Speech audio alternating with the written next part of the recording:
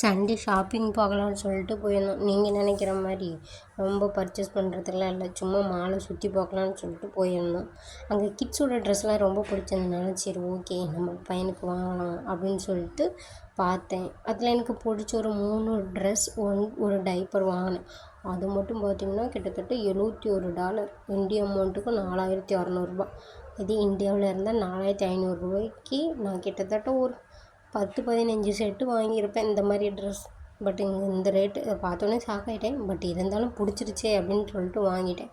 அப்படியே மாலில் வந்துட்டு கேம் சென்டர் இருந்துச்சு. அப்படியே கேம் சென்டரில் போயிட்டு கேம் எல்லாருக்கும் சும்மா விளையாடி பார்க்கலான்னு தான் விளாட்னேன். அது என்னென்னா அடிக்ட் ஆகிடுச்சு. அது இன்னும் விளாட்லாம் வின் பண்ணலான்னு விளையாடிட்டே இருந்தேன். அப்புறமேட்டுக்கு டைம் ஆயிடுச்சு.